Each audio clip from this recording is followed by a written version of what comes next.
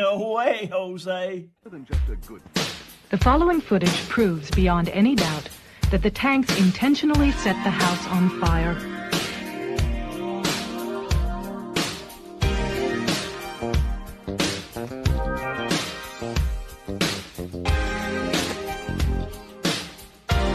It proves that the Branch Davidians were murdered.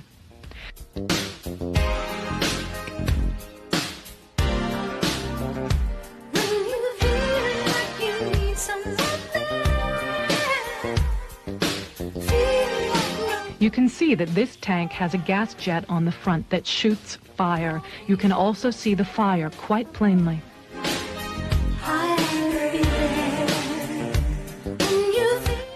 The tank goes into the house twice, and each time as it backs out, the fire at the gas jets is plainly visible.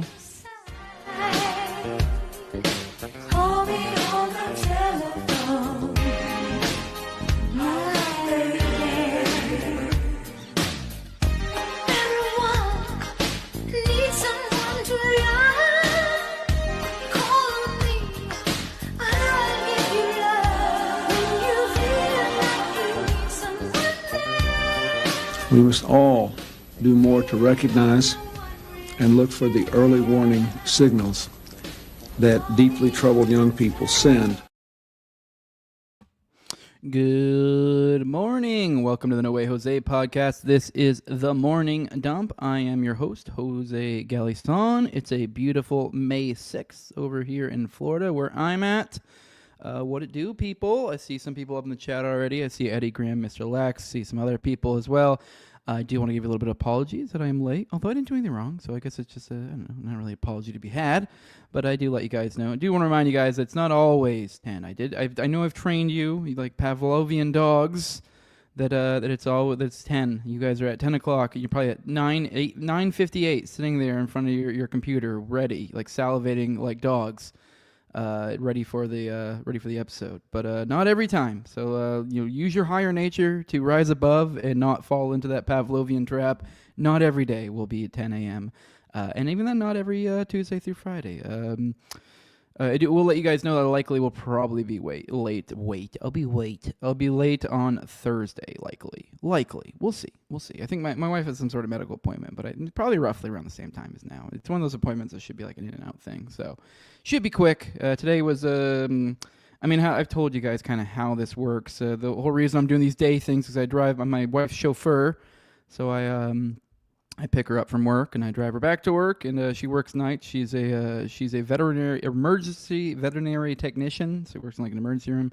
And so every now and then some crazy shit happens and she can't leave. And so I think it was like some sort of fucking dog in a car crash or something. So she had to save some lives, so I took a nap while I waited for her to come out. So that was all it was. Nothing crazy. So that's why I'm joining you guys later. But just a little warning that we come in late sometimes. But typically Tuesday through Friday, 10 a.m. That's the jam.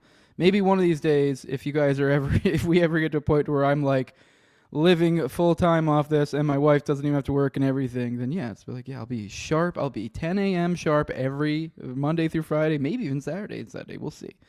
That seems like it'd still probably be too much, even at that rate. But hey, if it's no one has to work in my family, just one fucking 7 days a week, 2 hours, not bad at all. But with that, I'm kind of rambling now. I just want to just let you know why I'm late today. But with that, I don't know. I think it's a opportunity. We always seem to catch new people in the live chat at different times because different times work for different folks. But anyways, while we wait for more of y'all to roll in, I do want to take a moment to remind you guys that today's episode is brought to you by our friends over at NWJ. If you're tired of that razor burn, that irritation, those ingrown hairs that come from those multi-blade cartridges, this is the way to go. I mean, really, the single-blade safety razor is superior than the multi-blade in really every way. I don't really even... You'd have to get creative to think of a way in which the other ones are better. I'm sure there's some way they're better, but I mean, maybe they're better in the sense of like golf-wise, and they're worse. Get like the lower points or whatever. But anyways, it gives you a smoother shave. It's better for your skin. It's dragging one blade across your face as opposed to multiple. A lot better for your skin. Your skin will thank you. It's also cheaper, so will your wallet. It gets $75 for the first year. Compare that to the multi-blades. With the first year that gives you the razor handle you see here and 100 blades. So even then, it may not even be a year. It really just depends on how frequently you shave. You get at least 2 shaves out of each one of those blades. So it's a very minimum 200 days. And that's if you're being stingy and you're like switching them out like crazy. Giving 1 shave and swapping them out. It's going to probably last you a lot longer. It's also a COVID mandate refusing company, so this company doesn't hate your guts. It's kind of a no-brainer. And as if all of that was enough, you can get 10% off if you use Jose at checkout. Let them know I sent you. I definitely appreciate this product. Actually, just edged up today a little bit. You can't tell. It kind of looks a little more sharp, the beard today, so I edged up just last night. So I was getting a little rough. I see Marnamax in here. Good morning, Niggs. Good morning, the real Deferred. Good up. What's up, inwards? Which inward? And then I see JMS up in here, Mr. Lex, Eddie Graham. But yeah, more of y'all, so I'm sure we'll roll in here in a second. Let's go ahead and get into some content. That was just being silly. That's not how my voice normally acts. Let's get into some content though. What do we got? As always, we usually lead with some foreign policy. I mean, today's I don't really feel like I need to spell out today's thumbnail for you. Kind of says it for himself. As you can see, Netanyahu covered in blood as my thumbnail today. So kind of a no-brainer what we're getting at here. And the newest story, probably in that vein, the Israeli government approves plan for full military occupation of Gaza. The Israeli government has approved, this is from Dave DeCamp, has approved plans to expand the genocidal war on Gaza. The Israeli officials say will lead to the full Israeli military occupation of the Palestinian territory. The plan involves capturing more territory in Gaza, ending the so-called buffer zone, where the IDF has demolished virtually every structure, and forcibly displacing Palestinian civilians to move them all to a small area of southern Gaza. So keep in mind, they're herding them all into one small area, which I find a little bit concerning, considering how they went about all these, essentially the murder, the mass murder, the last time around before the whole peace deal.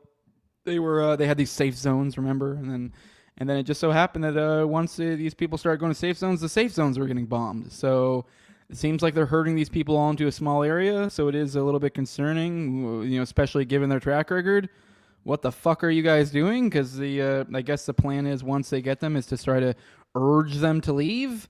Although they still have a plan. This next paragraph addresses that. Axios later reported that the Israeli plan involves flattening every single building that remains in Gaza. So they're literally planning on leveling the area. There will be nothing left. That's the plan. This is what they are doing. They are taking entire people, essentially subjecting them to violence, scattering them about, completely, just discombobulating them, pushing them out, and then as they leave, destroying everything they have. Like, remember that we did that thread on the settlers the other day? It's that. They're facilitating that. This is exactly what is happening, but on a grand scale. And then you know what's going to happen after that? Settlements are going to move in. So Israeli official told the Rats that the plan is different from previous Israeli military operations because it will lead to the occupation of territory and a sustained Israeli presence in Gaza. The Israeli Finance Minister Bezalel Smotrich said Israel is finally going to occupy the Gaza Strip and that it is no longer afraid of the word occupation. So, that has been kind of a common theme throughout this. We always, is it occupied? Is it not? Oh, this, that. And they always try to skirt around. Oh, that's not happening. No. Now, the funny thing is you do see, this is, I guess, on a different note. You see Bezalel Smotrich saying here that you're not afraid of occupation, just directly saying it. And, let's be real. I think most people probably fall in line with it. But there are multiple cabinet members and Netanyahu himself that have made specific statements that you will still see people arguing to the alternative online and going, that lying, that's a liar, you're lying. Like, particularly like the starvation campaign going on there, of which I know Bezalel has said for sure. And I want to say Netanyahu has made some sort of statements acknowledging it. Obviously they're the ones ordering it. So it's like, but it is bizarre that you will see, it's just kind of this, what is it? You're crying out or as they strike you type deal. It's just bizarre. The idea that they will lie to your face as they're literally saying exactly what they're doing. So I know I was just astounded. I just saw something the other day where somebody posted some photo of a starving child, and then it was just all these Israel accounts going, "You're a liar. You're lying. This is a liar." Like you're like, what do you think happens when a government, by their own words, multiple cabinet members, acknowledging it being a thing, it's actually policy, they're going to blockade off an whole area and not allow any goods in? That's what happens. It's just, I guess, like, technically, it's like in this anecdotal example that I'm providing, it's like maybe in that one photo, they're like, oh, that was some propaganda, that was a starving child from something else. But it's like, okay, like, yeah, sure, maybe that one specific instance is wrong, but it's like, there are clearly people starving to death over here. Like, it's I think we just had I don't think I brought it up for one of the ones to cover, just because it's just one of more of those just going over how many people are dead and how many people are starving. But I think we had the second baby starved to death, and there was a story yesterday or last night, I think, because he late as shit. So for today, I guess. So there was another baby. I think I covered either yesterday or Friday, a baby starving. Well, there's been another, and we're still well over 50 that people have died from malnutrition. But I think it's just specifically 2 babies, I think, is the number. So, because I guess that's the moral currency we're working in. I don't know at what point how many dead babies it goes. Okay, guys, we gotta chill out. So, yeah, so they're not hiding from this occupation thing. So, Smotrich says that once the new offensive starts, nothing will stop Israel's plans to conquer Gaza, not even Hamas releasing all the Israeli hostages. There will be no retreat from the territories we have conquered, not even exchange for hostages, Smotrich said. Once we occupy and stay, we can talk about sovereignty, but I did not demand that this be included among the goals of the war. First, we will defeat Hamas and prevent it from existing. A group representing the family members of Israel captives held in Gaza slammed the new plan. The Hostages and Missing Family Forum said the plan should be named the Smotrich-Netanyahu Plan to give up on the hostages in Israeli security and national resilience. According to AFP, an Israeli official told Israel would allow a window to reach a hostage deal with Hamas during President Trump's visit to the region, which will begin on May 13th before launching the offensive. So that's the deal, is I guess, because I actually did see things going around that had something to do with a deal. So I'm glad I read this to clear that up. I didn't know if that was in relation to the Iran deal, but I guess Trump is getting ready to visit the area. And I guess that's the final draw. So it looks like, seems like it's kind of in Trump's hand, which... not too optimistic about that, but I don't know. I mean, there is some things out there that could maybe lead one to be semi-hopeful. I mean, I'm really stretching the ability of hope here, but I guess there's always hope to some extent. But there's multiple factors, I guess. Actually, now that I'm saying this, I'm thinking like there's still a glimmer of hope. As I've talked about before, we've had as even within this own article, the Hostages and Missing Families Forum, which that's kind of. I mean, the people themselves, the reservists, which is essentially their military. Because when we say reservists, a lot of people may have this idea of, how the military works here. And when you think of reservists, you think of, some dude who works like come and does his shit like 1 weekend a month. Maybe he gets called, and he'll probably maybe in like 4 to 8 years, depending on the branch or whatever, maybe he'll deploy like once. It's kind of cake, like guard reserves. I don't know if there's any reserve guys out there. Maybe your panties are in a tiff right now, or in a twist over it. But let's be real. I mean, I've seen reservist guys. I've seen guard guys. I've deployed with guard guys. I've deployed reserve guys.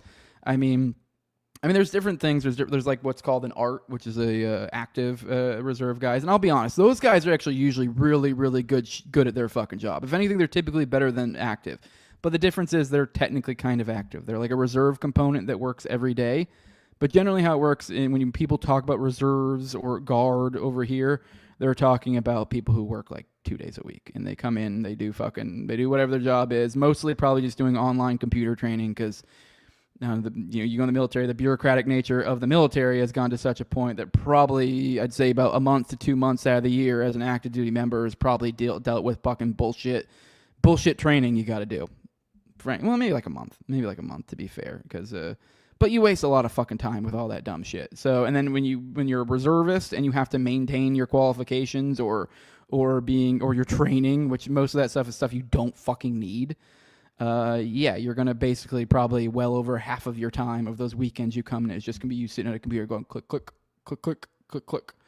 But when we were talking about reserves over in Israel, that's basically, from my understanding. I mean, I don't really understand the the mix between active and reserves over there, exactly how that works, but I know that they are mandated to join the military.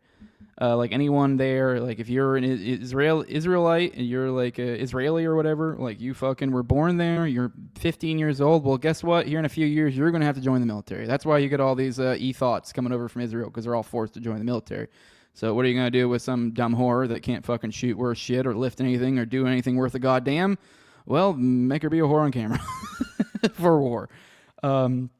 But anyways, what I'm driving at here is that their reserves is basically their military, because I guess that's kind of, from my understanding, how it works is like, they have to literally pull these guys out of reserves for any sort of major movement. Like, I'm sure they have their own active components, but it sounds like they lean far heavily more on reserves and, like, say, something like our military does.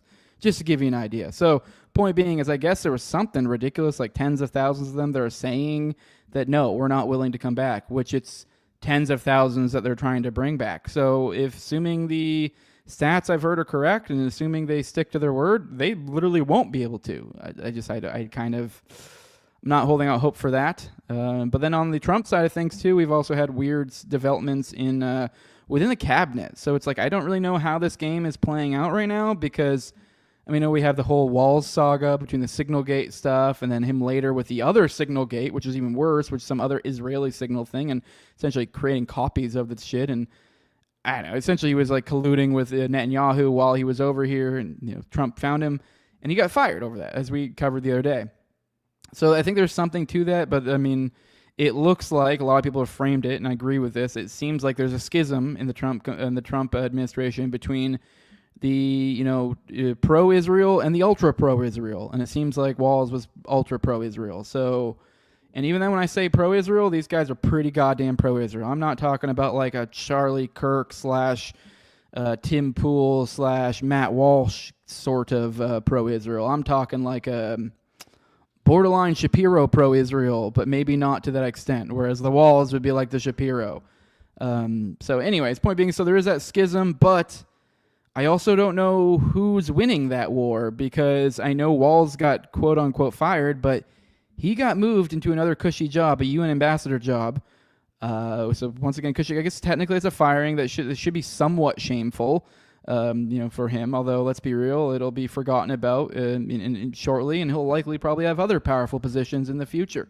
So I mean, that's just the way of the government. But what happened? Who's taken over his position? Marco Rubio. Marco Rubio's taken over his position. And let's be real, I mean, I don't really know, I never really knew Walls that much before this, but I would venture to guess Rubio is probably damn near as hawkish as Walls, give or take a little bit. And now he's filling in both those positions, essentially doing the same thing as Kissinger did way back in the day. So that's a little sketchy. Also, there's rumors that I've heard that between the Hegseth and some of his staff members who have been essentially forced out in different odd, shifty ways, seemingly because they weren't sufficiently loyal to Israel. And this I don't think was coming from Hegseth, because if anything, those are his people that he put in place, so those are more in line with his values. So somehow something's going on behind the scenes that's somehow able to has some sort of leverage that we're not aware of that seems to be making things happen. So while we do see Walls being fired, it may give you the perception that, hell yeah, the less of the pro-Israel side seems to be winning out here. I'm not as, I mean, I'm open to either possibility, but there are indications that I'm seeing that it may actually literally be the opposite, and maybe there's some sort of perception stuff. Maybe Walls just overplayed his hand, and you just can't have someone who exposed himself that much in that position. But it's otherwise, I mean, they have Rubio in the position, so same basic thing. Like I said, also Hegseth people. Then we had also Hegseth making that statement recently about talking mad shit to Iran in relation to the Houthis, essentially accusing them of supplying the Houthis with weapons, despite the fact we've already kind of essentially squashed that because Trump said some dumb shit like a while ago, and then shortly after, backed off of it. But yet we have Hegseth going right back at it again. So. And then we had Netanyahu, which we covered yesterday, then piggybacking off of Hegseth, almost as if he literally said, hey, Hegseth, put this, and I'll jump off of it. Literally, jumping off of it, kind of leveraging that as some sort of attack on Iran. So my point being, and it seems like there might be unseen stuff going behind the scenes, and it might be the bad side winning, essentially. I don't know. It does strike me odd. How the fuck are they even able to essentially take the SecDef and essentially have him swap out the majority of his staff, some of his best staff members. What is going on there? Obviously, we can get conspiratorial. That's what the show kind of is. So, there's some Epstein angles and stuff to be had. Like, let's be real. Hey, what's going on with that Epstein list? Awfully convenient that they seem to be lockstep in every single way in the mass murder of women, mostly women and children. Essentially starving them to death, the ones that we aren't able to hit with bombs. So I don't know what's going on behind the scenes, but I'm not all that hopeful, and I really feel like something crazy, fucked up shit's going on behind the scenes. But all right, we spent enough time on that story. Oh shit, Clint's in here. Oh, what's up, dude? What the fuck is up? What's up, man? Oh, Jesus Christ, your audio is dog shit. Oh, then it's on the wrong mic, maybe.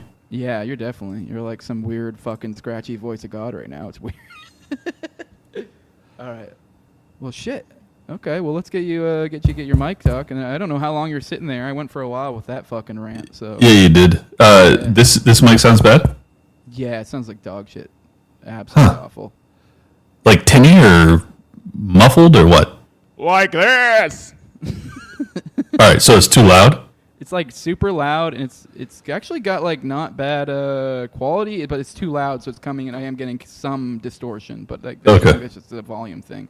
Otherwise, it's loud, it seems good. Otherwise, what about now? Still very loud. Still very loud. Let me see if I can alter your settings from here. I think I can do that. This is great content, guys, but whatever. It's the morning show. Who cares? Let me see. Automatically adjust. I'm turning that. Testing. All right, so it's just super loud. All right, talk now. Checking. Hello. Oh, there you go. I just adjusted your mic settings. You're good. So I just did it in the StreamYard. So you sounds a lot better now. I think we sound. You talk again. 1, 2, 3, 4, 5.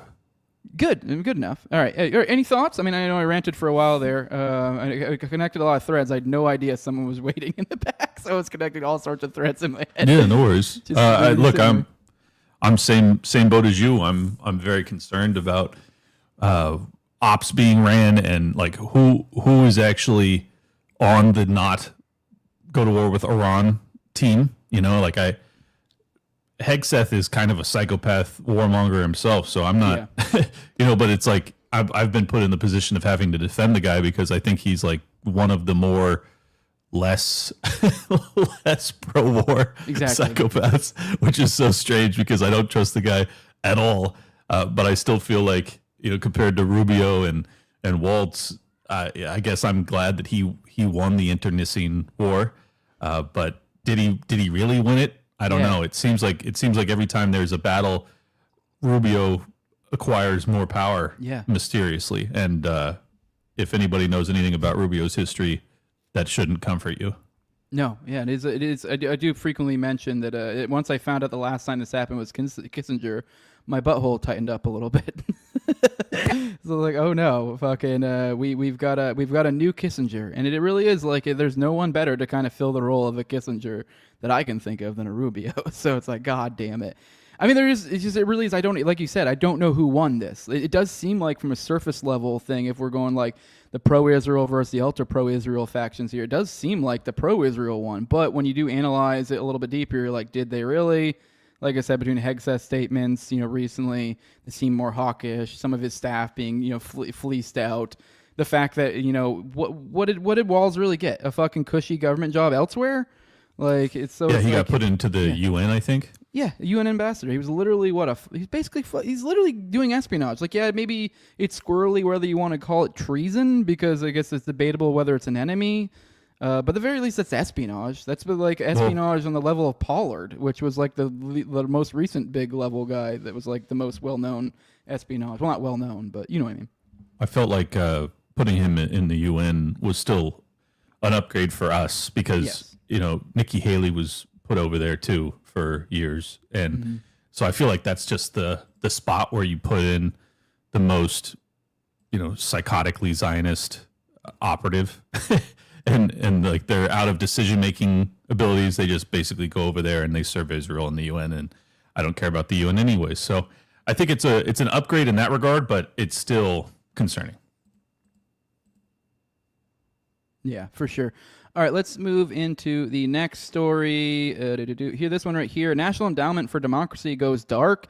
I guess this just by going dark. I'm not going to read the whole article, but essentially the concept of going dark here is the National Endowment for Democracy. They used to release all the funds where they went, but I guess now that they've come back on after this whole like Doge push and all that stuff, now they're not even doing that. So this kind of runs into a theme that I've been talking about a lot in this show recently about the narrative we were sold and what we end up getting.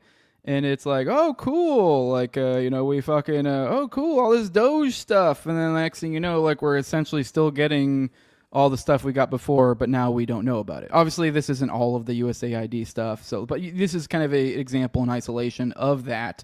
So it's a little bit concerning that it seems like we kind of almost got this window dressing sold to us and a lot changing.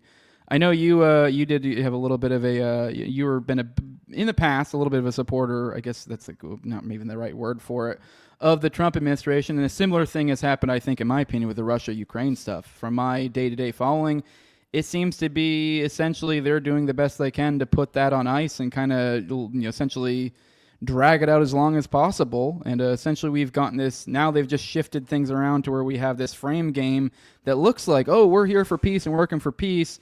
But now we've essentially, formulated it so we can back away from the peace process and say, hey, we tried, and literally be in the exact same position because of this whole stupid minerals deal that now I guess they're going to allow military aid to be considered to like part of it essentially. So it's like considering an investment. So they're be able to sell military aid as some sort of, private investment of which both countries will benefit from, as opposed to being some sort of aid to war. So this whole idea that maybe they'll stop aid and that'll help, I don't think that's going to happen. I think they're going to frame it as we tried.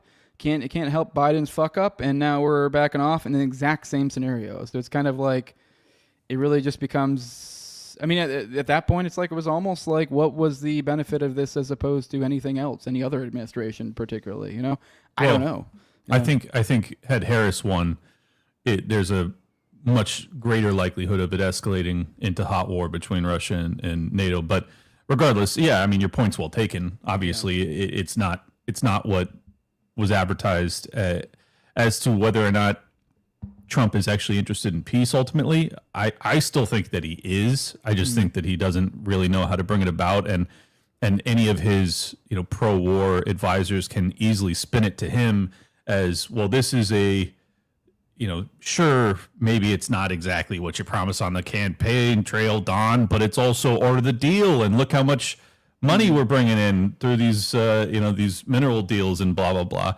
So I think that's kind of what we're witnessing is Trump being, he has his ego assuaged by saying, well, you're negotiating these killer deals for the American taxpayer, blah, blah. And it's kind of nonsense. However, I do think that that war is likely to come to an end. Yep. So I didn't have any faith that war was going to come to an end as of 6 months ago, and I do feel like it's heading in that direction. There's obviously been more peace negotiations in the past few months than there has been in the past 3 years since the war started. Mm-hmm. So I think that's all good, and that's basically what I had voted for. So I'm not disappointed in that front. It's just I just wish it was not tying us up with this minerals deal, because it's obviously that's not what I wanted. That's not what I signed up for. That's not what I voted for. But I think that the bait and switch aspect of the Trump round 2 has been not unexpected, but very frustrating.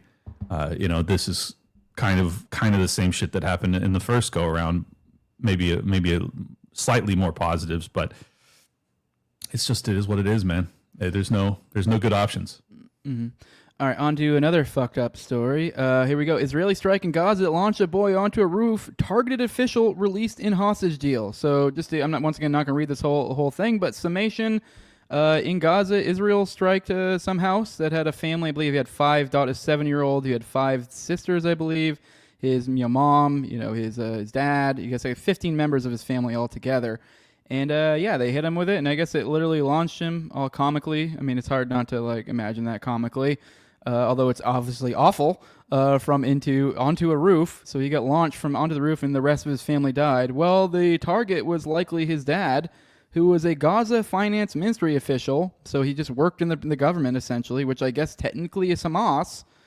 but he was just some finance dude. So like, and he had already been a hostage previously and been released. So it looks like they may be targeting these people. Obviously, he's a government official, but it's just awful. They murdered an entire family of someone that's, I don't know. I can't. I don't know how you really justify killing some dude who likely is just likely some sort of local finance dude. You know, like I don't know. I mean, I struggle to believe this guy. This guy actually for sure had nothing to do with the military, as far as I'm aware. But you know, because there is a civil side of things there. You know, but on any thoughts? I mean, obviously I'm just reporting that this happened. Just kind of awful shit going on there. I already referenced all the people starving to death over there recently. I'm just trying to remind everybody so we don't forget. Any thoughts, Clint, before we move on to the next story? I mean, I would just say there is a chance if he's the finance minister or ministry employee that he's responsible for funding some sort of terrorist operations. I'm sure that's what the IDF would argue. I have no reason to believe that's true. I'm just saying, you know, just because he's in the Gaza finance ministry doesn't mean that he's necessarily not a bad guy. But obviously what happened to his family and to his son is insanely evil. Exactly, you know, kind of weighing the two. All right, on to the next story. Now this one, Israel launches major airstrikes on Yemen after missile hit Ben Gurion Airport. We talked about this the other day, actually yesterday, that Israel had launched Yemen had launched a missile. I'm retarded. Over at the Ben Gurion Airport, they hit it. I guess it hit like an access road. 6 people were wounded, which I don't even know how you got wounded if it was a access road. You'd think it'd be like nobody. So it was kind of like a nothing burger. I guess they had kind of been warning to, but it's just the idea of Israel's like, fuck you, you don't get to touch me. They had already. This is the thing that I think it was shortly after. That was around that at the time Hegseth made that statement about Iran that Netanyahu piggybacked off of, kind of being like, oh, we need to go after Iran type deal, and essentially threatening the Houthis. That was after the strike on the airport. So they kind of mean business. So it looks like, or actually we did. It says that 20 of its airplanes took part in an attack. Dropped about 50 munitions on a port in Yemen at Hodeidah. I don't know if that's pronounced correctly. Over the Red Sea, one of the ports. I think this is the one where they also attacked a concrete fucking business of some sort. Let me see. I don't know. Maybe that's not this story, but I mean, there's so much bombing going on. It's hard to keep track of. I know Israel, in one of the countries they're bombing right now, bombed a fucking concrete factory and was like, yeah, because that makes sense because they use it for military stuff too. Like, okay, I guess we can just by 7 degrees of Kevin Bacon kill anyone we want now. But anyways, yeah. So we have them attacking. I know I covered UK attacked over in Yemen is seemingly helping us. So I guess I'm just trying to analyze these. Obviously, it's bad, so it's good to remind you guys of stuff's going on in Yemen. I feel like most people aren't focusing on this, but I'm just kind of. It seems like a stupid thing we're embroiled in, and I really, from my day-to-day coverage, just get the impression that. At least I would think the administration would be wanting to look for a way to step away from this. I was thinking maybe the Europe involvement would be, maybe the Israel one. I don't know. Maybe this is just a nothing. Maybe this is just they had to react due to the Ben Gurion thing. But I don't know. Any thoughts about like this? What this might mean for the future? I think this is probably likely just a one and done, just because they struck them. But any thoughts, Clint, on what this could mean for future hostilities? Yeah, I think it's not 6 degrees of Kevin Bacon. It's 6 countries within Palestine. Yeah, exactly. They're basically just attacking whoever they want, and they've been doing that for 2 years now, or close to it. So it's obviously disturbing. What I would really like, and this is why I advocate so consistently to end our involvement, is just to see how Israel would actually behave if they had to actually worry about what would happen to them without us standing there to save them. And I think that's what, even as weird as it is for me to say, even beyond the fact that I'm being robbed to fund it, I would just like to see, like, what would Israel's behavior be like if they had to treat their neighbors as if they were human beings? It'd be interesting. Maybe they could get along if they just stopped murdering everyone. Who would have thought? Yeah. But I mean, they really can only do that because they know that we'll ultimately bail them out. Yeah, and it's just so frustrating. the argument is just like, but we've been doing so much murdering. They're so mad at us. We can't stop murdering. That's you're like, well, at some point you got to stop murdering, dude. That's literally neocon 101 argumentation. Like Exactly. it's insane. Like, well, I mean, you're gonna just let the Taliban take back over? It's like, yeah, bitch, that's exactly what we're gonna do eventually. Yeah. I guess not to go on a side tangent, but it's always annoying. It's like, what do you want, just Gaza? Do you want Hamas to just take back over? I'm like, no, not particularly, but it's just like, that might just be what you got to do. Like, I don't know, the idea that you're just going to be able to go into some other country and completely swap them out and they're like, it's okay, we're just going to kill tens of thousands of people in the process. No, I mean, at some point, it's just kind of like, you may just have to deal with the facts on the ground and maybe, just maybe, you may not get what you want. Like, I don't know. I would like my dick to double in size, but it's not going to. And I don't think if it required murdering tens of thousands of people, it would justify it. You know, like, I guess bad example, but you get the point. It's kind of this idea of like wishing for things. It's like, oh, we want to get the hostages back and what am I trying to say? And just stop Hamas. And you're like, okay, well, one of those is completely undoable, and they literally conflict against each other. So obviously luckily they've kind of, I guess not luckily, they've actually become more intellectually consistent as of late between Smotrich and Netanyahu, both being like, nope, fuck them hostages. That's basically what they're saying these days. So I guess there's less of a point for us to stand on there. But given they've been doing that for well over years now, of like, oh, who are the hostages? It's like, okay, well, fuck you. All right, I've got a question. Go ahead, man. I've got a question for you because you know how the anytime you bring up the civilian casualties in Gaza, they always purport that, well, this is actually the most tactical, surgical, least civilian casualties. Like this is the counter argument they make. So I did the math on it because I was just curious, and I looked up the civilian casualties in Ukraine over the past 3 years. I'm astounded if you tell me they lied to us. There's no way. I don't believe you. They would never lie to us. Well, yeah, they obviously lied, but here's how badly they lied.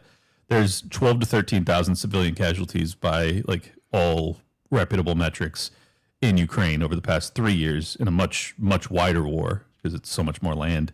The population is obviously huge comparatively, and I did the math on percentage of civilian casualties, and it was 0.03% of Ukraine, which is a fraction of a percentage, very very very low. Still tragic. Not trying to downplay it. I'm just doing this for comparison's sakes. And then in Gaza, the estimates are somewhere around 40,000 civilians. So that is approaching 1% of the population of Palestine.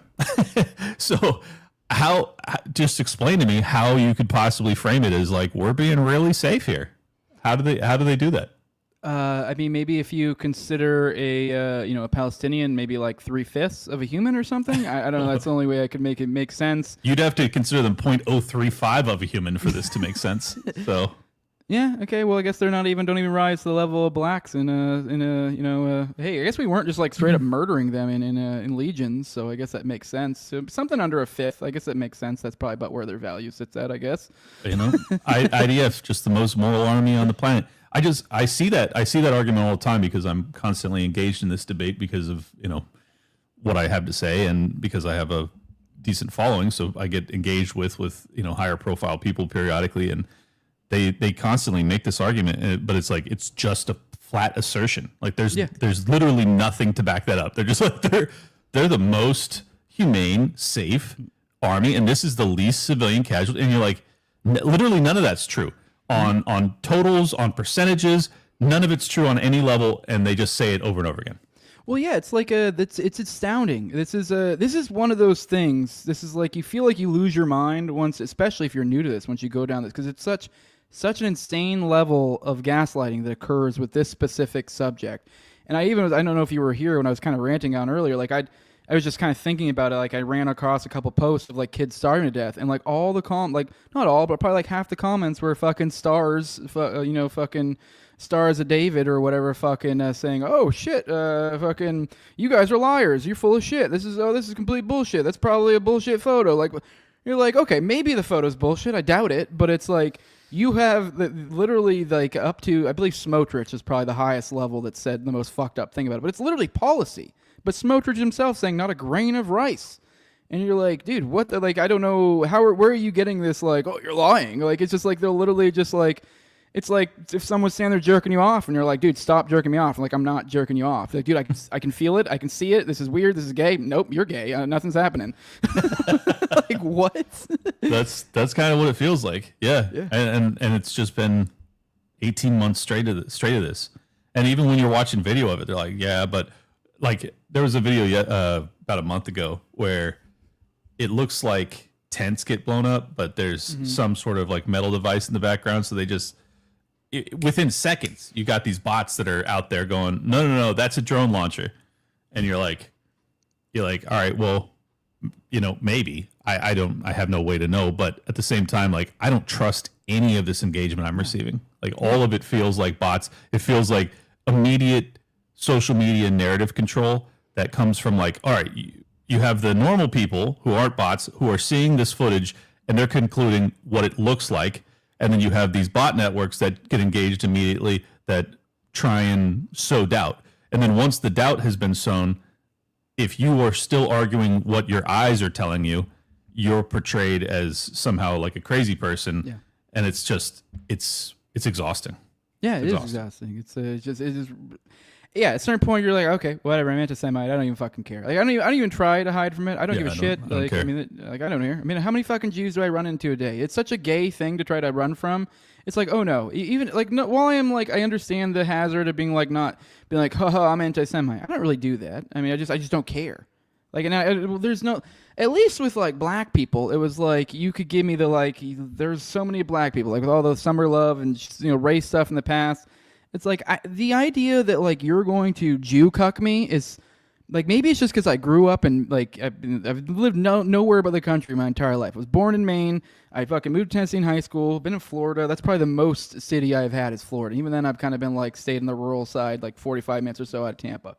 I don't see a lot of Jews. Like, ever. I don't think I ever saw, I can't recall seeing ever seen a Jew in my fucking life before this. And like, when I say that, obviously, it's like, maybe I saw a Dave Smith Jew. I don't know. It's like, Dave Smith could be fucking walking through the Publix, and I wouldn't be like, oh my God, there's a fucking Jew. Like, I'm talking obviously small hats. But I mean, I just don't, the idea that I'm going to cuck to this thing that I don't ever run into in life, like, really holds no real power over me in any real way. Like, get the fuck out of here. You can think I hate that all you want. If anything, I just think it's silly and laughable when you say that, because it's like, this thing I have nothing to do with that really means nothing to me. No, I don't hate them. Like, and most Jews that I have met, I mean, they weren't the small hat ones. They've all been mostly chill. I don't know. I've never really had any personal issues. Well, what I've realized from stupid. What I've realized from doing Tower Gang is that I'm the most liberal of our crew, or at least like most indoctrinated into the liberal worldview, because it's still in the Jew world order. Well, no, I don't mean that, but it still bothers me when I get called anti-Semitic. It still bothers me if I get called racist. Like if it's meant sincerely, because it's just, that's not how I feel. And it's hard for me to just go like, yeah, well, fuck you, sure, whatever, because it's like, I honestly am not. Like, I honestly don't have any ill will towards the average Jewish person. I just don't. But this is it's kind of the Shiloh Hendricks phenomenon, where at some point I'm just like, I just want to scream the N-word in your face, or scream some, anti-Semitic slur in your face, just to get you to fucking like respect my boundaries almost. Even though I don't feel that way, and she definitely felt that way. So that's the difference, I guess. I don't know. I'm not entirely sure what she was getting at. I think we know. Which, by the way, I don't think I covered it when I covered my show. I didn't. Whenever she later then got like I think she was literally later like doubling down further, like to the point where she's like, no, he's a nigger and stuff like that after the fact, like in like her GoFundMe and shit. So it was like very over the top flag. There whatever was a moment of concession, which makes it great. But let's get into on the Jews. Let's get into whole Goldberg here. I found this. Actually, this is from one of my followers, Screwed Up Rebellion. Appreciate you tagging me in this, bud. Actually, DM me, you dick. Start tagging me, asshole. But anyways, they got this. We talked about yesterday, the other day, with the whole Goldberg thing, because kind of brought me back to this, the recent stuff with Walls. And it kind of made you rethink this stuff. Don't get me wrong. I had this thought from the jump when it happened. When Jeffrey Goldberg got, the editor-in-chief of The Atlantic gets thrown into a fucking group chat with a bunch of cabinet members and stuff. It's like, okay, some fucking weird Mossad shit's going on here. But he kind of was like it's an anecdotal example. You can kind of let it slide. But then we had the later stuff that recently happened with Walls, which obviously when Netanyahu came to visit, there's the alleged reports of him using a different, like an Israeli version of Signal that was sending essentially screenshots of Signal to someone. Obviously, Goldberg had nothing to do with these, but then it kind of it solidifies that thought, sneaking in the back of your head from that last time this happened. And so it makes you wonder, oh shit, like is Goldberg some sort of fucking agent of some sort or asset or whatever? So we have this, but here's a video I figured it'd be good to watch, and this is just kind of maybe see if we have any thoughts on this. This is from Kanakoa the Great. It's saying Jeffrey Goldberg, who lied America into the Iraq War and fabricated the suckers and losers hoax, is asked why he publish more of the Signal chat showing classified information. No, because they're wrong. Sigh. So let's see. I just kind of wanted to reevaluate and see what he has said and say maybe in a new light if there's anything interesting about, because I don't know about you, but I never really followed. I was really more interested in what like Mike Walls had to say in response to this stuff back in the day than I really cared about what Goldberg had to say. I assumed he'd be pretty quiet on it, but I guess he did talk about it and seemed to slide under the radar, at least for me. So let's go and play this. That's enough vamping for it. Let's go.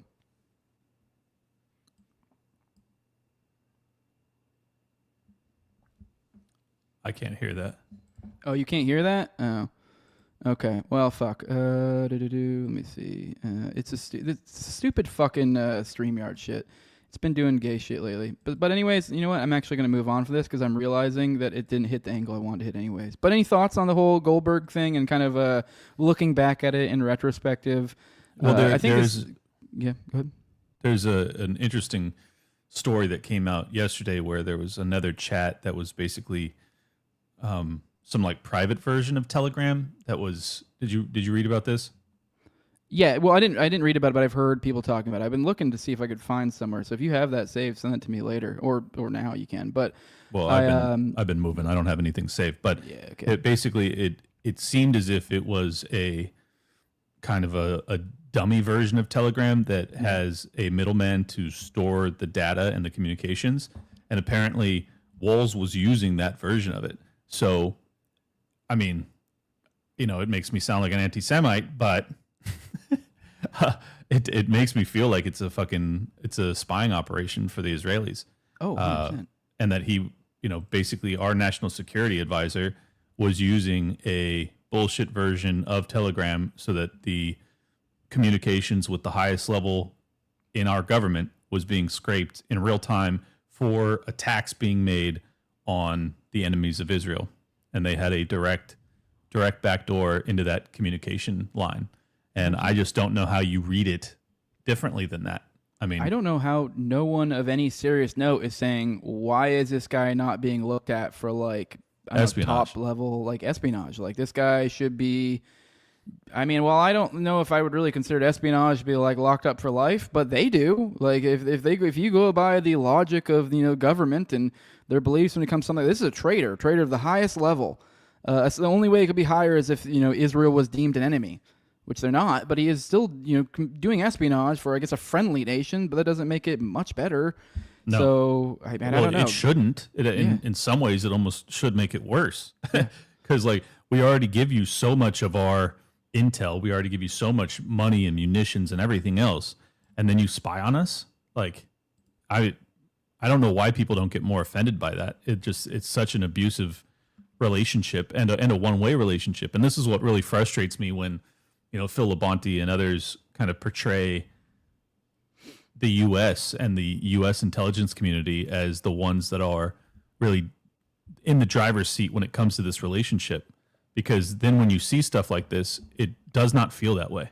It seems completely the opposite. And the fact that then when you have what appears to be a fairly clear Israeli spying operation on the top level of the Trump administration, and there's no punishment, there's just basically, all right, we're going to force you to step down because you won't shut the fuck up about bombing Iran, and we're going to make you the ambassador to the UN.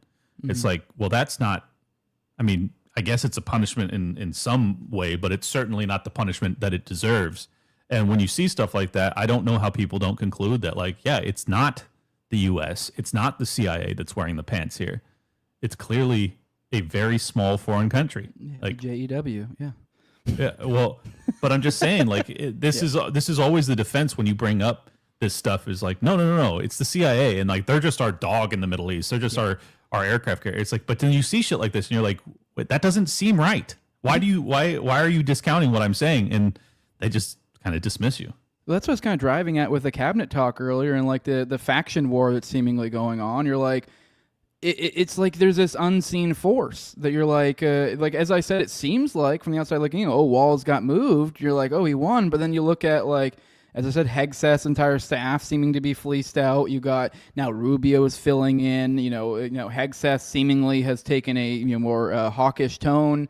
So it's like, what is going? It seems like there's some sort of force behind the scenes that we're not seeing. That's bizarre. Like you would think, like in the aftermath of it, it's something like this would actually make you be like, yo, what the fuck? And actually be like, buckle down and be like, listen here, buddy. Like, I don't know what the fuck. You need to slow your roll. But it doesn't seem like that's the case. Although, I don't know. We're going to kind of find out real soon. I guess we're going to have crunch time, particularly. I don't know if you caught that I guess they're getting ready to, in that occupation story, they're holding off for, I think May 13th. So in a week from today, I guess Trump is going over to visit the area.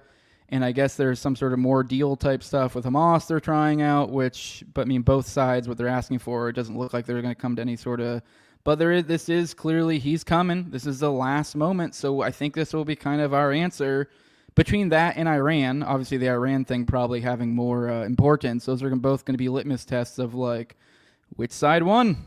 And I really think if nothing changes in Gaza, we know which side won. And then if we attack Iran, we know for certain which side won. So yeah. I think that's the only way we'll know. Everything else is lip service. It's kind of same thing with COVID justice. It's like, well, give me these press conferences, give me all this shit. I don't care. Like until I see handcuffs or prosecutions, I don't believe anything's changed. Mm-hmm. They ended gain of function research. Oh well. Is anybody that did the gain of function research that shut down the world and killed millions of people going to jail? Like any of them? I'm not even saying Fauci. Like he's got a presidential pardon. Nobody else? You can't get anybody else. There weren't hundreds of people that were involved somewhere along the lines in the chain of command that didn't receive a pardon. You can't get any of them? None of them? It's just like, all right, well then, fuck you. Fuck you in your press conference. Seems purposeful. I've even used the kind of same point I was making with the Ukraine stuff and some of the other things and like the USAID type stuff and how it seems like all that stuff was mostly just window dressing and actually was quite the opposite. Same thing goes here. Damn it, what the fuck were you talking about? My brain fucking just zonked out there. What were we talking about? Not Ukraine, not God, what was I talking about? We were talking about what the fuck were we literally just talking about? We were talking about who wins when it comes to Iran. Buck, I had a point. I'll come back to it later. There's some sort of the illusory gains type thing. I forget which one it was. There was something that we were sold on something that completely. I'll come back to it later. But whatever. Fuck, I totally had a fucking thought. Doge, maybe. Yeah, no, I had already hit that point. It was a totally different point. Something we were sold ended up being something. I'll come back to it later. There was a third point. But all right, whatever. Fuck it. Let's get to Luigi Mangione. This little hunk. I guess the latest is the patrol woman searched Luigi's backpack at McDonald's without a warrant, then repacked the items and left the restaurant with the backpack with no body cam footage for the next 11 minutes during her drive to the precinct. Upon arriving to the precinct, she resumed the warrantless search and found a handgun in the front compartment. This is in quotes. So this is they're fucked. It's looking like this is more information that's coming out in the ongoing trial stuff with Luigi. Looks like maybe he's a patsy, maybe he's legit. This is very much one of those bizarre stories. I don't know if you have any thoughts on that. I just want to feed that into you and let you give it ongoing. It's been a while since we've talked about Luigi, so I figured let people know, like, hey, this dude's looking more and more still like a patsy. So, because it was this whole story of how the fuck they even knew it was him I still can't square that circle. I don't know about you. Well, it's certainly odd, but I struggle to believe that he's a patsy in the sense that there is video footage, This is not a Lee Harvey Oswald situation where we've got lots of footage of him after the fact, but we've got no footage of him during. Yeah, I mean, granted, the footage it's grainy, so, I guess you could argue that it's someone that looks like him, but as far as I'm concerned, all signs point to it being him. The fact that some female cop would, not behave properly when it comes to securing evidence doesn't strike me as exculpatory in my mind. It could be exculpatory when it comes to the court system, and rightfully so if she really egregiously fucked up like this, but also, like, this is why you shouldn't have female cops. So yeah, or females. Yeah. Aren't a story that I know will get you. You honestly think he didn't do it? I don't know. I really don't know. I mean, I know you say you see the video, but you see like here up. I know I got kind of into. I mean, I've forgotten more about that case than I remember, but because I was looking to it a while back. But yeah, there was a lot of weird shit. He kind of looks like there's. A lot of the video stuff is like browse. Like there's not much that I can recall that really nails him down, and it's very bizarre. I don't know. I mean, I'm open to either. It's just a bizarre story. Why set him up? Why him? I have no fucking idea. Sometimes it's hard to see the end game until things become more clear. That is one of these ones. That's what makes this story interesting to me, particularly. It's like I don't really know. It strikes me as more likely that he'd be an MK Ultra guy. Yeah, than it does that he would like not be the shooter, because he's got there's just a lot of backdrop to support the fact that he had a motive. So I don't know. I lean heavily in the direction that he absolutely did it. I just don't really understand the weirdness with the case beyond that. And honestly, like if he manages to get off because this fucking female cop screwed up this badly, that's crazy. I mean, that's crazy. You could just like murder a dude in cold blood and get away with it. But hey, you can murder millions of people in cold blood like Fauci and get away with it. So I think that's what bothers me most about the current paradigm in America is there's just no justice. Sorry, I'm going to let you go now because you remembered your point. I remember my point because it was like I was trying to remember what we were talking about, and then I was like, shit, because I couldn't remember. And I was like, I totally forgot we were talking about Fauci. We had just mentioned Fauci. That's what I was getting at. I was actually backing up your point. I was going to piggyback your point, and then I was like, wait, we're talking about some sort of foreign policy stuff. So I'm like, wait, shit, and I couldn't remember. All right, anyways, so we were talking about Fauci. Okay, I was using that same example, kind of paralleling it to other things I've mentioned before. The idea of like how we really got nothing. It was almost masterful with the Fauci stuff because you had Biden. Like obviously, if you're being schizo about this and kind of looking at it from like, oh my God, it's all controlled or something, it'll fucking make your mind blow with the Fauci stuff because you had fucking Biden coming out. He gives these pardons, commutations, whatever the fuck. And, a lot of these people, was it like something retarded like 15 years back or something nonsense? So then I think Fauci was covered under that one as well. And then we had, the Trump administration comes in. And then we had that weird little, I don't know if this is even considered official or not because these are all executive actions. It's all very kind of up in the air what it means. Then we have Trump then goes, oh, those are null and void essentially, shortly after. And so then you're like, now what does that mean? Because it is like, as I said, it's an executive action. I feel like, to me, these are both executive actions. Now, the degree to which one's official or not, it could be completely debated. I don't know. It's also like, at the very least, it expresses an intent to pursue that, even if that wasn't official. So my point being is it essentially puts in this legal limbo to where, like, nothing really can happen. Because I know everyone was kind of parading at first about, like, looking for a silver lining when Biden did. They're like, oh, cool. And I think you were one of the first ones to jump on this, and all credit to you for that, is maybe you heard it from somewhere else, was the idea that, well, now they can't plead the fifth. It's because it's like there's no legal recourse. But now it's like there is an argument for like they could because they don't know. Now there is like, this administration's very clearly signaled they're trying to, that this doesn't count. Whatever they seem to think it doesn't count, and they're the executive power. So it's like, you know what I mean? It's like, it's this idea where you did nothing, and now we have this like, I'm sure you've seen the fucking, what is it, the lab leak fucking thing that completely just threw Fauci so fucking hard on the bus. As well, he should have. Although let's not forget what fucking role Trump played. But point being, it's like, now it's like you have this, fancy looking site that's completely shitting all over Fauci and be like, look at this fucking stupid faggot and all the shit he did.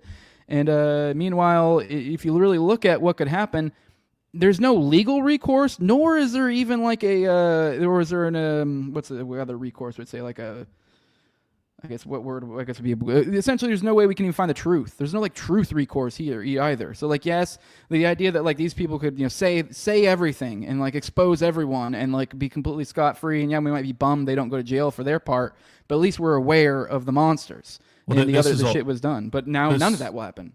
Yeah, this has always been my point, is that like I don't think there's a person on the planet that wants to see Anthony Fauci behind bars more than me. Like I am fucking heated, but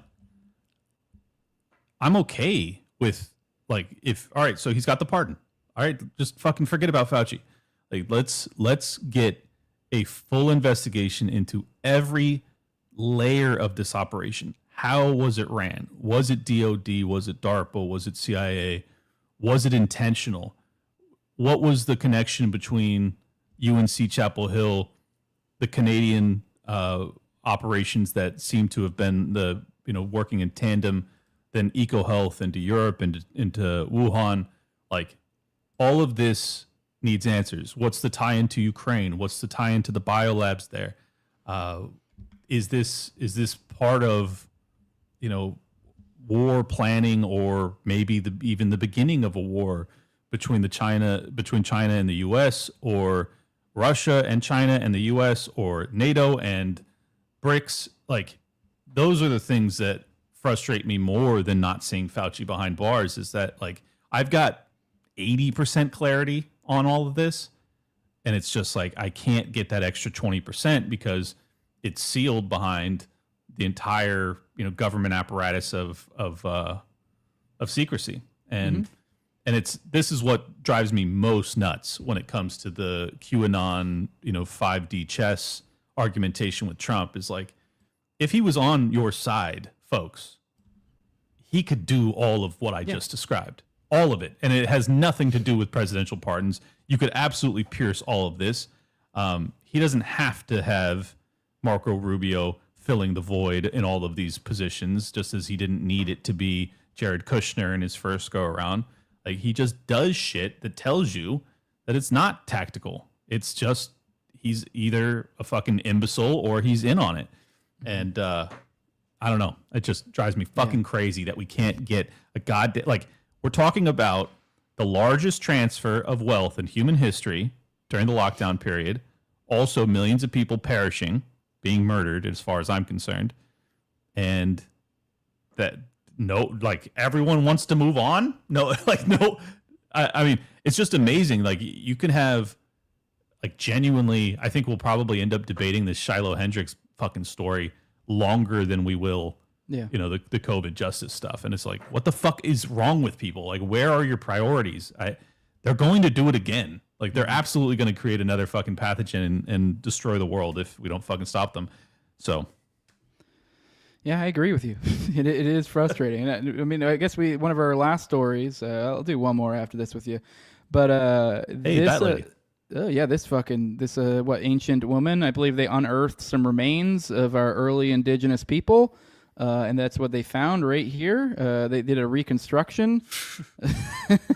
No, I'm just kidding. This is Dr. Theresa Tam and other pandemic managers would not disclose information that may embarrass cabinet on their pandemic response. It says Canada's top health bureaucrat signed secret oath to cover up COVID response. This is over in Canada. Did you hear what I said in my little rant there, that how it transferred from UNC Chapel Hill up into Canada? Most people don't talk about that, but that's true. I think that the gain of function research, when it was banned domestically, its first stop in foreign lands was actually Canada.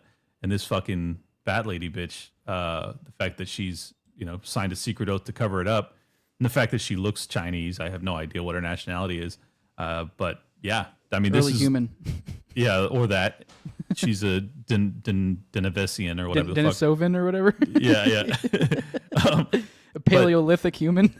I mean, I think that's the one variable that I really don't have clarity on, is like, all right, so people, like, you have Trump going the China virus, and you have all of his supporters, trying to basically leave it at the mat of the CCP. But it's like, yo, this clearly started in American labs. It clearly transferred into a bunch of our allies' labs before it ultimately ended up in China. So what does that look like to you? Well, if you're just like back up from all the information that you have and just ask yourself, what does that look like? It looks to me like you were developing a bioweapon and then you took it into the Chinese lab to unleash it accidentally, but it was actually the start of a biowarfare campaign against China. I mean, that's what it looks like. Yeah. But then you have the Chinese response. Don't forget, we had Iranian officials, high-level officials, dropping like flies from COVID in the initial yes, too. So yes, absolutely. Yeah. But then the Chinese response is to not shut down the airspace, allow for the virus to transmit all over the globe. And you're like, all right, was that just the CCP like cooperating in biowarfare? Was that them basically saying, oh, you think you're just going to fuck us up? We're going to fuck the whole world up? Like, those are the things that I'm really interested in knowing. Yeah. Like, I really want to understand that. And I think that the truth is likely that if you knew the truth, it would mean that we're in basically a hot war with China or Russia or who knows. Yeah. And I guess that's probably the answer as to why they won't ever tell us. But it's just like, that is what I want to know so badly. Yeah, which, speaking of, thank you for reminding me. I meant to, there's a bookmark that I must have forgot about. I'll have to hunt for tomorrow for you guys. There was some schizo thread that actually was kind of making some good sense to me about how, like, that exact theory, but then it applied, like, the popcorn stuff. You remember, you're a vapor, but you remember how there was, like, a big, I stopped. Popcorn lung.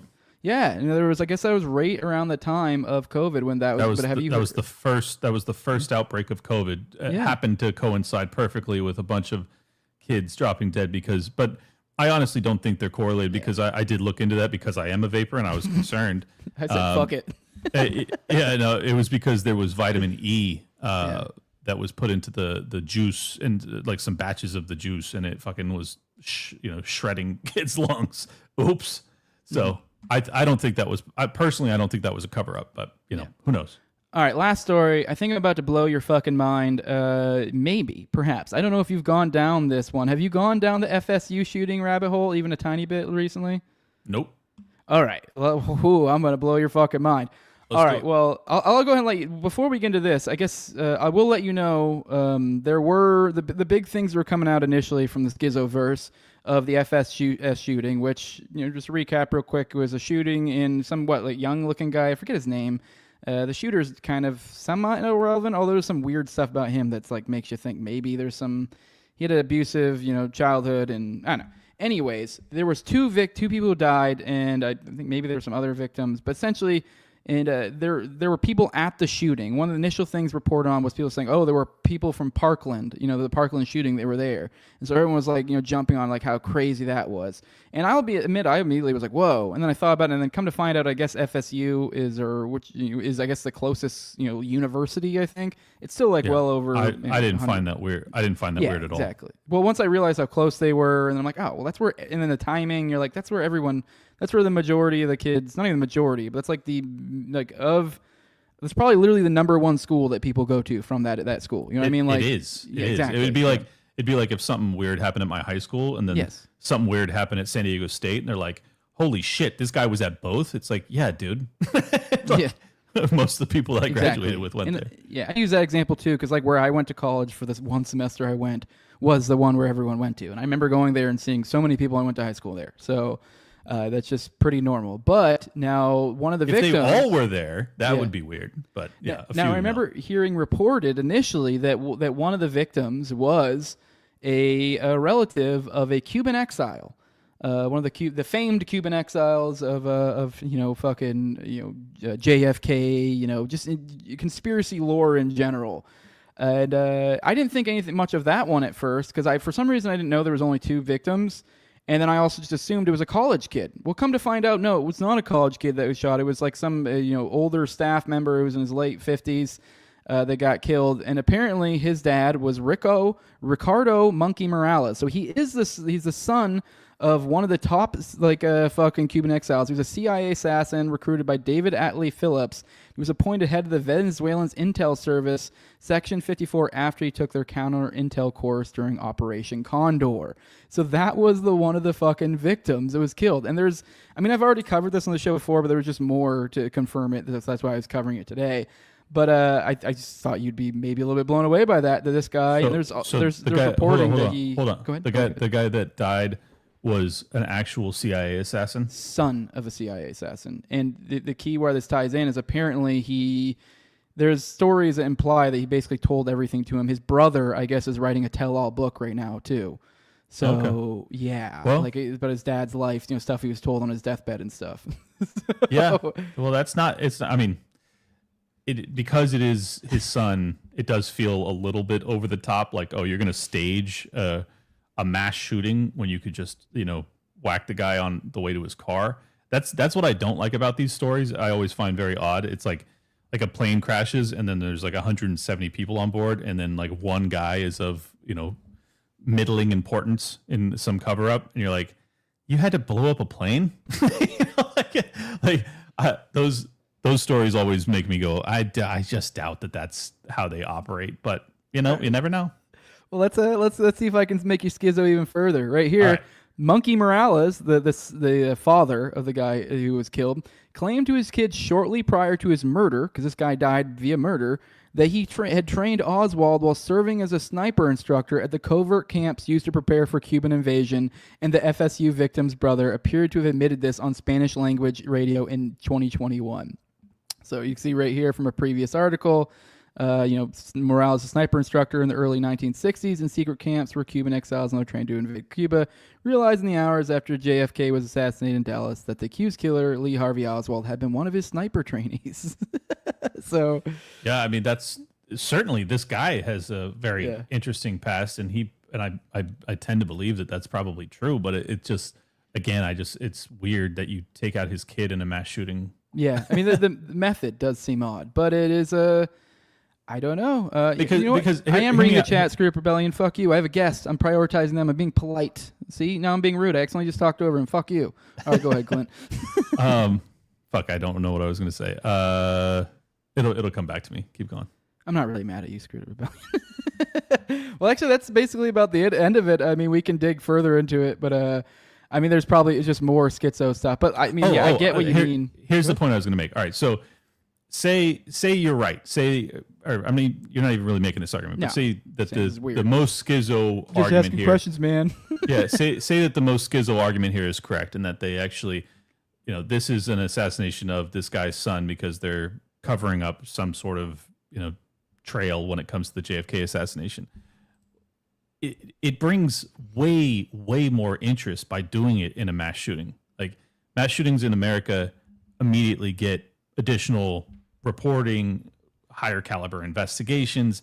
It's like it brings it to the public's interest more than if it's just, oh, this guy, robbery gone bad. Like, that's why I really believe that Seth Rich was assassinated, because it's like, oh, it's a robbery gone bad. It's this kid in a fucking alleyway. Like, that is exactly how I would expect the CIA or FBI or whoever hit squad to operate.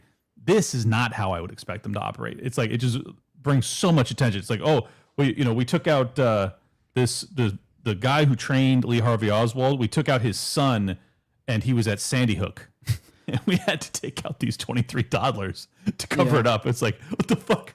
The fuck are you doing?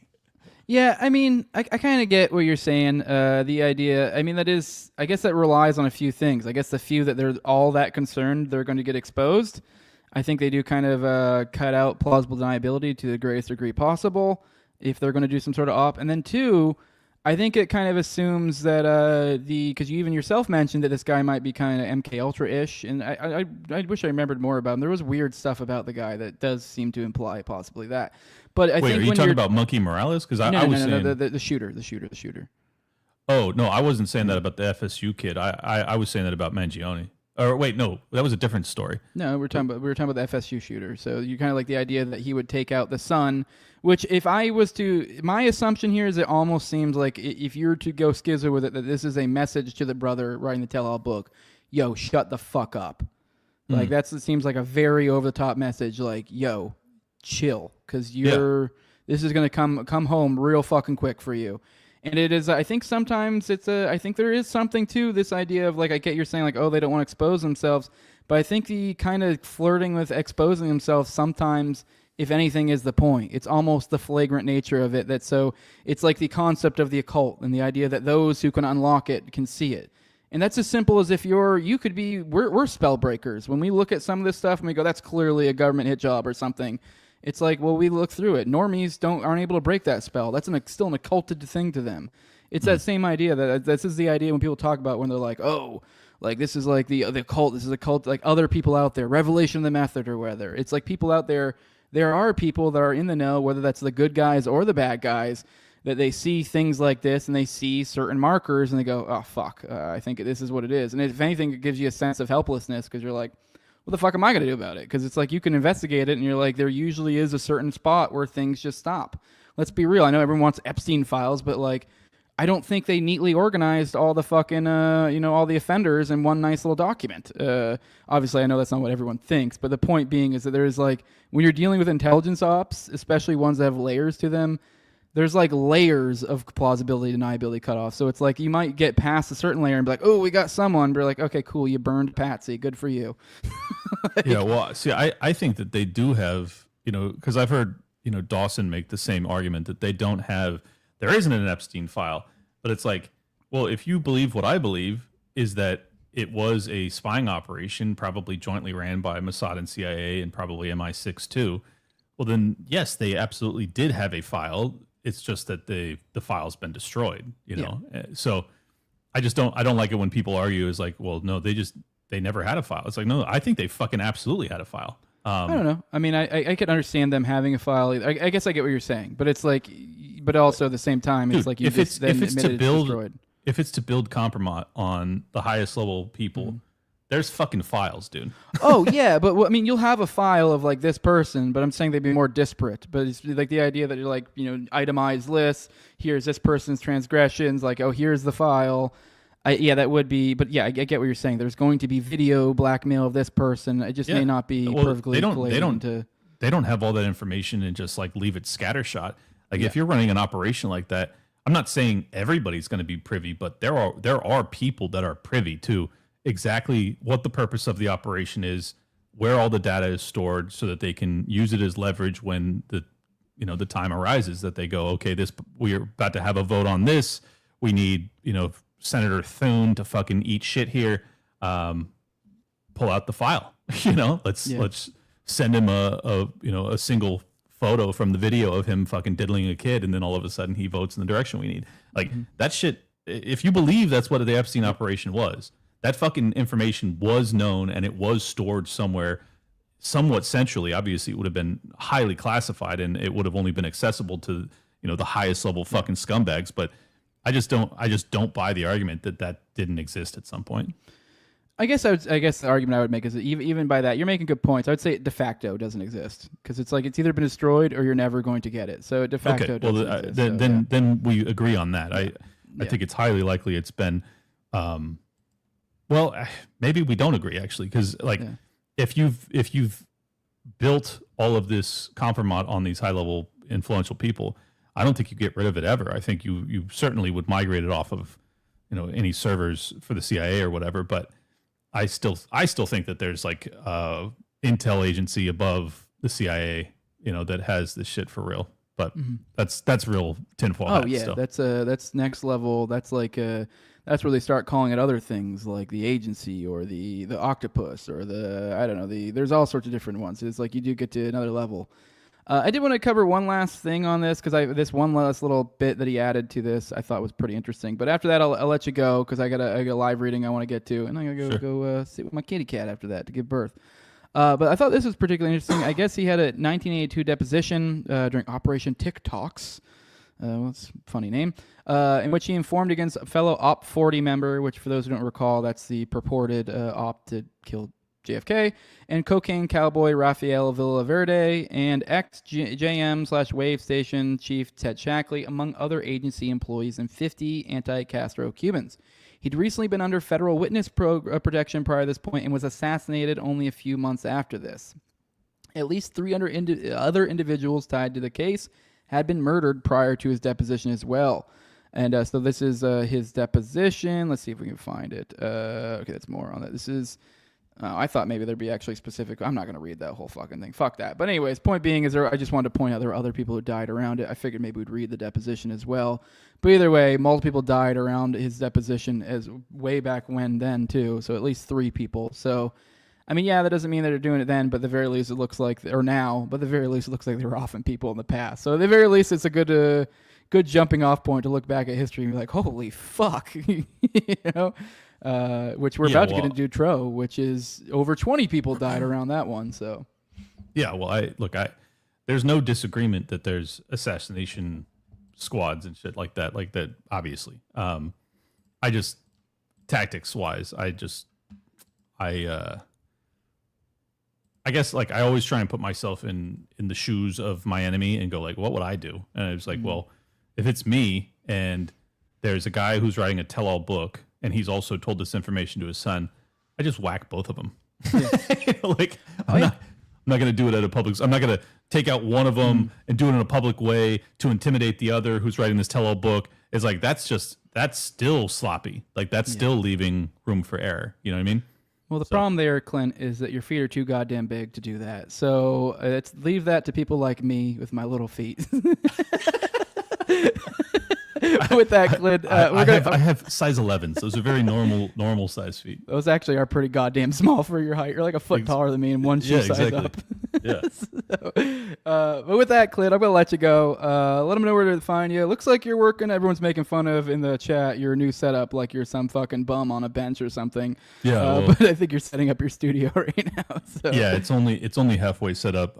I just hopped on because I wanted to test out the audio settings, and now I know that I was blown out, so I'll work on that. But yeah, Top and I spent 3 hours setting up 4 mics and different cams and shit. So Dangerous RTRD on YouTube and Rumble, definitely subscribe to that. We're going to be doing it live in person. David, aka Raven, moves out here in like 2.5 weeks, and then we'll be doing it at least once a week, maybe more often. Oh, yeah. Liberty Lockdown has been down for a week because I've been moving and it's been hell. But I should be back and running in 48 hours. So yeah, stay tuned for that. And I can't wait to break down the James Lindsay, Jordan Peterson interview that came out today. So that'll probably be what I talk about on the next episode. But thanks for having me, man. Hell yeah, no problem. I appreciate having you on anytime. It's perfect timing too that you're setting up a Dangerous RTRD. Yes, it was literally. It was supposed to be last night. Jake Shields and me and him were texting last night, and he had said like, "Oh yeah, we're gonna drop that up our second episode last night." Hasn't dropped, so it'll probably drop today. Just so that's a little hint for you guys. Be on the lookout for it. I'm assuming they just got behind and forgot, so they'll probably do it today. But in that second one, I'm pretty sure we gave a huge shout out, and I also referenced the fact that it's essentially going to be you guys' version of IRL. Like essentially, it's in the building stages right now, so kind of the in real life thing. So I'm sure you guys will probably see me there a bunch too. Yeah. Oh, 100%. Yeah, and I think we're all building towards it. Everything's, I don't know, at least from my position, I can see, I feel like I'm growing, and I know you guys are, and so, I don't know, I think it's all coming together.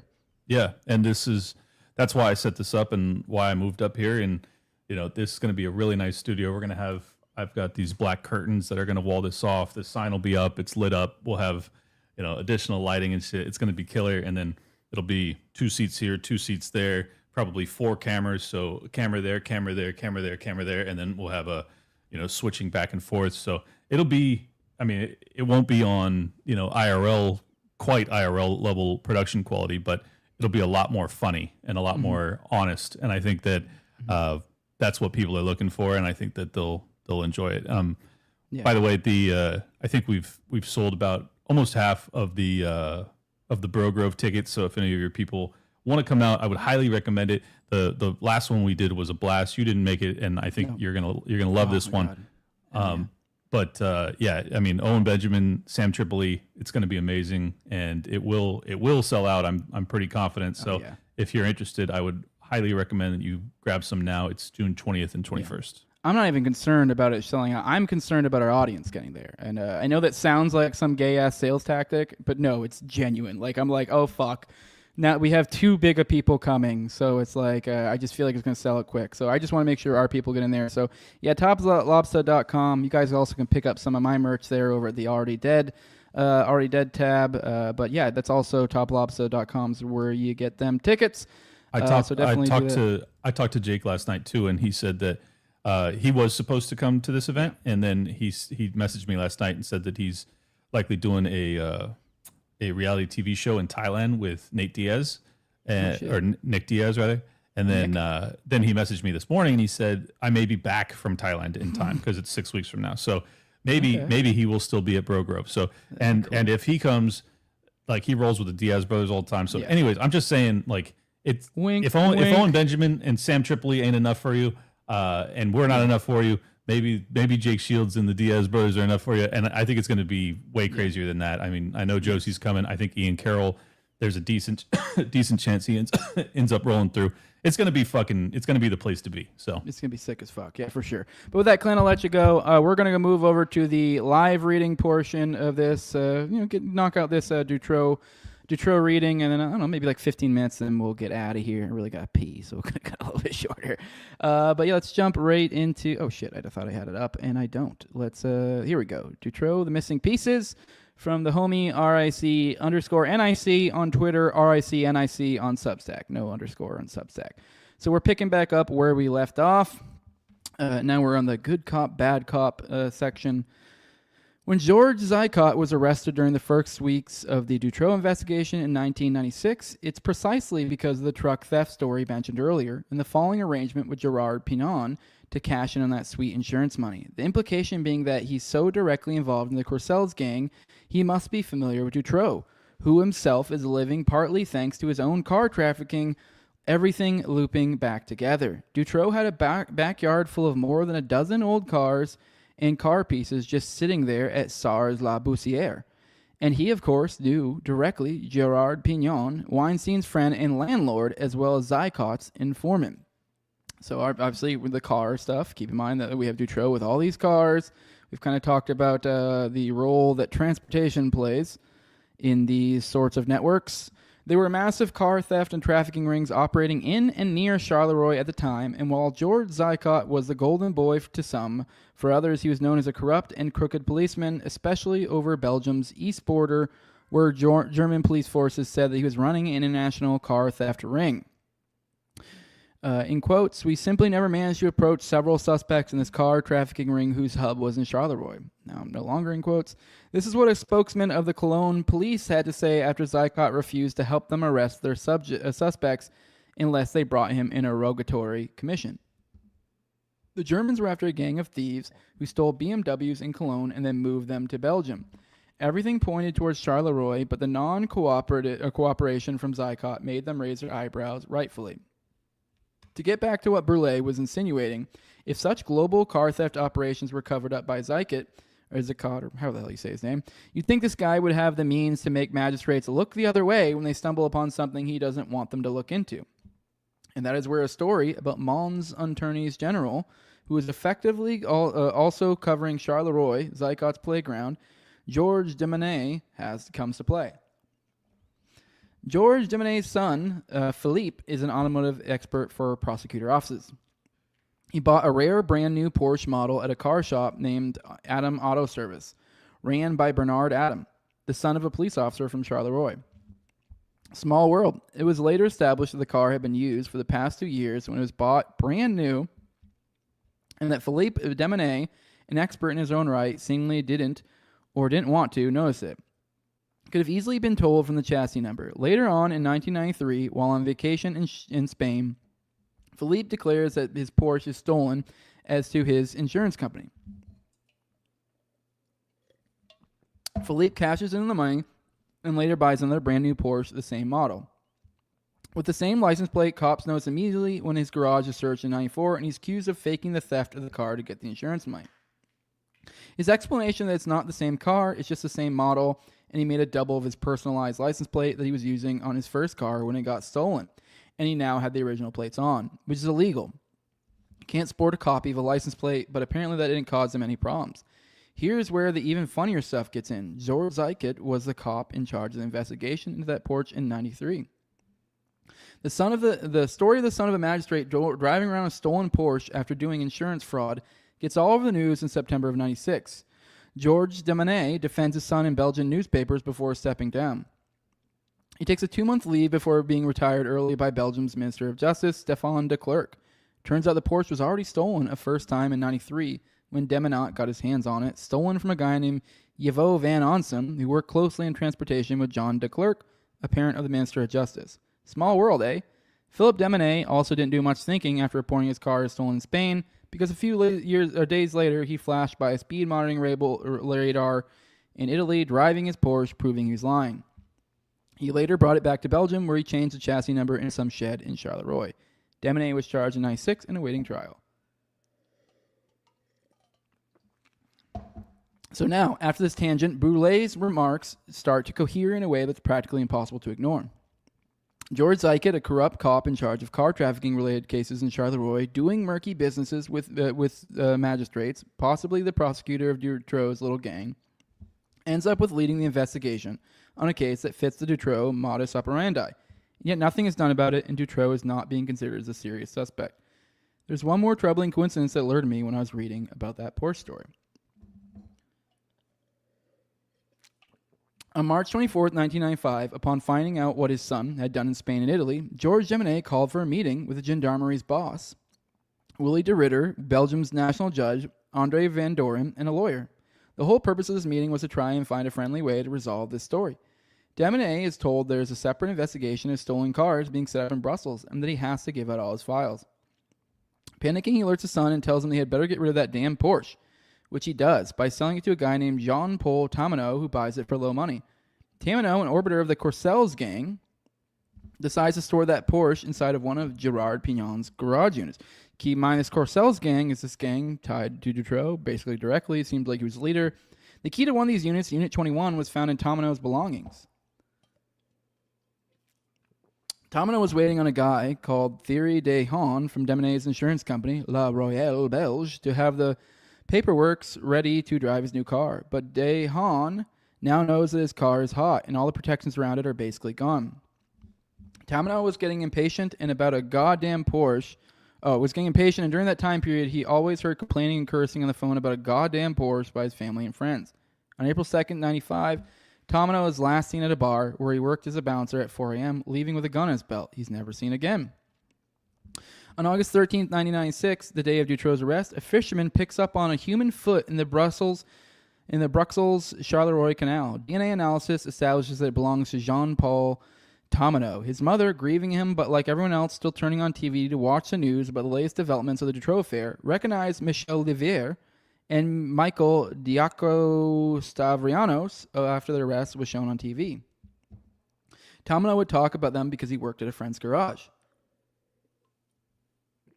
That friend is Daniel P., name redacted. Daniel P. admits to having known Marc Dutroux, Michel Livière, Michael Diaco-Stavrianos, fuck that name up, Bernard Weinstein, Michel Martin, Bruno Tagliaferro, and more. Kind of wild that name's redacted, having a list of associates quite like that. Here we are with the Courcelles gang again. Who possibly could have wanted to kill Tamanot? Did the fact that he was orbiting the shady Dutroux-related underworld make him too much of a liability for Demonet father and son? For Zykett, there's only 9 days between the friendly meeting between George Demonet and Tamanot's death, and officials in Tamanot's death. Whoever murdered him was never found. All right, we still have more to do with this. We will finish or continue tomorrow. But with that, we're going to go ahead and get out of here. I'll scroll through the chat, see if there's anything going on. Sloppy Toppy says this Brogrove sounds like a place of interest for intelligence. Bunch of open, free-minded thinkers in one place. Be safe, my peeps. I always just think like the enemy. 100%. You're probably correct. I wouldn't be surprised if there's some intel agents there. So, I don't know. We'll see. I mean, whatever. I hope they have fun. And, we have a good time. And, I don't know. Hope they don't recruit any of us. But, with that, guys, I really do got to go pee. So I got to get the fuck out of here. With that, guys, make sure if you want to support the show, like, share, subscribe, comment, leave a 5-star review on iTunes, Spotify. Also, you can follow me on Twitter at TireGangJose. Especially for this show, The Morning Dump, I'm probably I'd say over the majority of my stories is stuff that you guys tagged me in. So you guys keep me up to date on what's going on, what's interesting, the stuff that interests you. You're my audience, so let me know what you find to be interesting, and I'll likely cover it. Yeah, although for those who want to directly support the show in a better way than just that, I mean, although that helps a lot, you can support me over at patreon.com/NoWayJose2020. The lowest level is $2. That's when you get access to the early episodes. I do want to apologize to patrons. I think I told you yesterday I was going to do their Waco episode last night. We were going to. Austin had to reschedule, and I thought I might have to reschedule due to some cat stuff.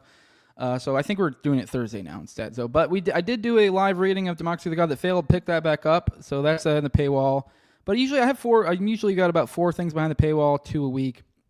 So also you get ad-free RSS feed there. And you also can come on get priority for the call-ins on me and Austin's weekly call-in live show, which is tonight at Tuesday, 9:30 p.m. Eastern. So pop in for that and call in and hang out with us. We'll have a fun time. I have quite the theory to propose to those guys today. But the highest level of my sponsors, I read them off every episode. My co-hosts on Tower Gang, at Tower Gang Tobe, at Ebrigate D's, at ZOVRACK, at _InfantZeal, Tim Tuttle, at Jolly on Cleveland, Will Bell's Delicious Blueberry Rabbit Eye Wine, the big fan of the show, Torme, then at INWARD Lover.